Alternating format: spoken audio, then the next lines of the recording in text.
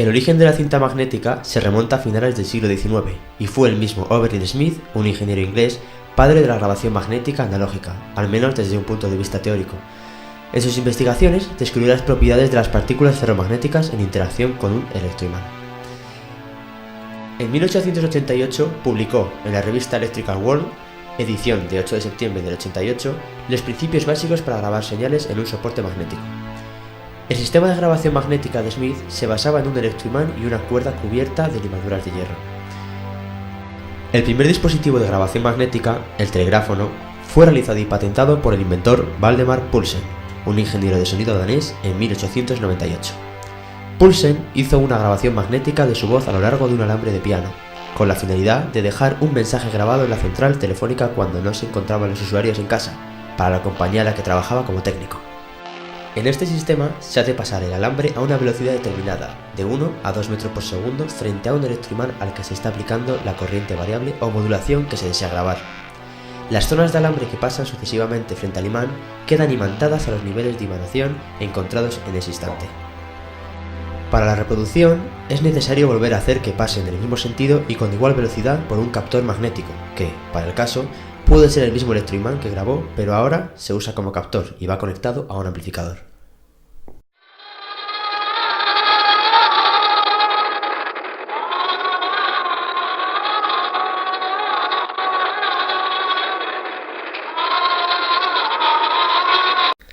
Las variaciones del voltaje se aplican sobre el electroimán de la cabeza grabadora, que transforma la corriente eléctrica en una señal magnética idéntica a intensidad, amplitud y frecuencia.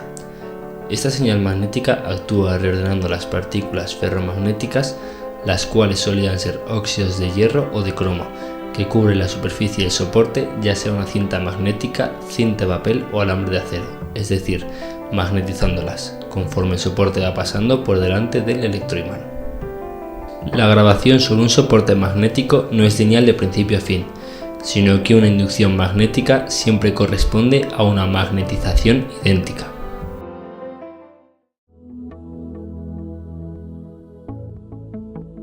La curva de histéresis muestra la curva de magnetización de un material. Sea cual sea el material específico, la forma siempre es la misma. Al principio, la magnetización requiere un mayor esfuerzo eléctrico, es la llamada zona reversible, hasta que llegado a un punto, la magnetización se produce de forma proporcional, zona lineal. Finalmente, se llega a un instante a partir del cual, por mucha fuerza magnética que apliquemos, la cinta magnética de audio ya no se magnetiza más. Es el llamado punto de saturación, que determina el inicio de la llamada zona de saturación.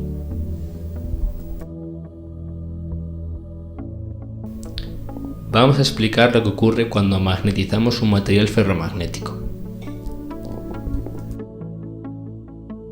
Ponemos que partimos de una excitación y campo B nulos. Si la excitación o campo H es cero, significa que no hay corriente.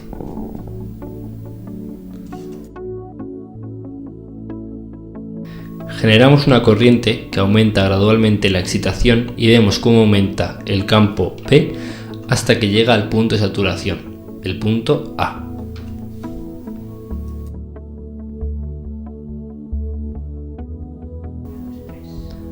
Ahora reducimos la corriente y en vez de disminuir el campo B de la misma manera que aumenta, este disminuye siguiendo otra curva, hasta el punto B.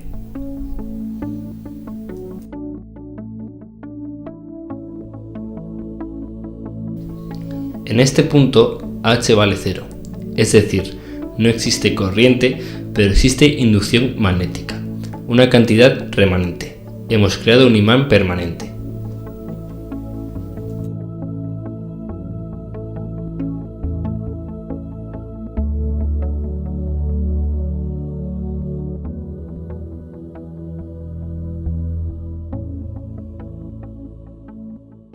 Esto creo que lo primero que se hizo fue tratar de conseguir una grabación, es decir, cómo se graba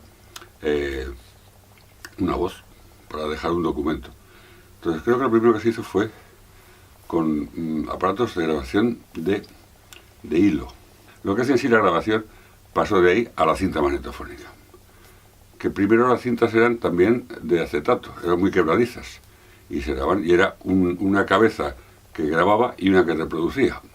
Y se acabó. Y entonces eso fue el principio, una sola pista. De una sola pista se empezaron a hacer las grabaciones, hay muchas grabaciones de una sola pista de eso, que era el mono. Entonces ya se evolucionó y dijeron, vamos a ver, si tenemos dos oídos y tenemos una percepción acústica distinta, hagamos dos oídos. Entonces se creó el estéreo. El estéreo fantástico. Se pasó del mono al estéreo, que ya fue un avance muy grande, se hicieron muchos discos, y después hubo gente muy inquieta que dijo, vamos a ver, si yo podría hacer cosas encima y grabando cosas encima. Yo creo que el más pionero de todos fue Les Paul, un guitarrista de los años 50, que lo que hacía era, tocaba él todo, y entonces hacía grabaciones sobre sus propias grabaciones. Entonces iba, pero ¿cómo lo hacía? Grababa en un magnetofón, después reproducía ese magnetofón y ahí sumaba lo que tocaba después y lo grababa en otro, con dos magnetofones mono, iba y así sumando. ¿Qué pasa? Cada vez que había una suma de canal, había una degradación de todo. La primera grabación era la que iba más perdiendo, o sea, porque así iba sumando, y pasaba de uno y de otro, y de uno a otro, y de otro. Muy tedioso, porque decía, aparte de esto, si me equivoco tengo que empezar otra vez, o sea que pues, entonces dijo, pues tiene que haber un sistema con el que yo pueda ir sumando. Entonces habló con Ampex. Ampex es una fábrica de magnetofones, de las primeras, de las más importantes, si no la más importante en ese momento, y les convenció para hacer un multipista, un 8 pistas. Primero se empezó con un 4 pistas, Y entonces, ¿qué se conseguía con eso? Que se grababan sincrónicamente, es decir, tú mientras tenías una cabeza de borrado, pues si te equivocabas se podía borrar, esa se dividía en pistas separadas, imaginemos que la cinta es así de ancha, iban pasando, grababas una, y después tenías que oír lo que habías hecho aquí para grabar en la siguiente, y así ibas haciendo, ibas sumando cosas. Bien.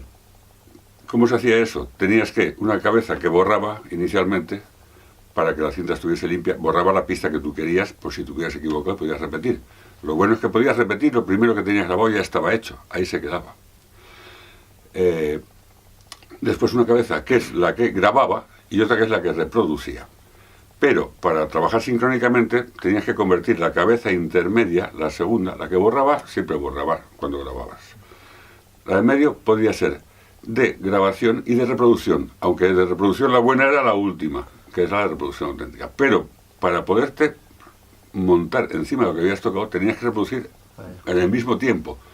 Entonces se usaba con menos calidad, pero simplemente como monitor. Y grababas. Y cuando tenías ya todo terminado, habías grabado una detrás de otra y ya tenías tu satisfacción de aquí hasta esto bien, ya reproducías por la buena, que era la de reproducción, que era la que tenía los circuitos adecuados para tener la mejor calidad. Y así fue subiendo la cosa. Entonces empezaron primero con cintas de acetato, que eran muy quebradizas, y después cintas, una especie de poliéster, o sea, el soporte, ¿no? Porque todo era óxido de hierro, para que las partículas...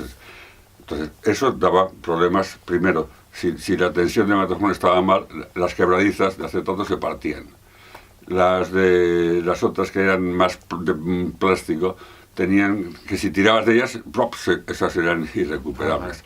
Todavía las acetatos se podían recuperar porque partían, se quebraban, entonces las pegabas y ya está. Las otras no, si se estiraba una cinta, os habrán pasado... Bueno, pues mira, este es un multipista analógico. Entonces lo que os comentaba yo antes con las tres cabezas, están aquí las cabezas, esta es la cabeza de borrado, la cinta pasa desde este carrete, viene por aquí, pasa por aquí, pasa por el capstan, que es el que hace que la cinta corra. Este está a una velocidad constante.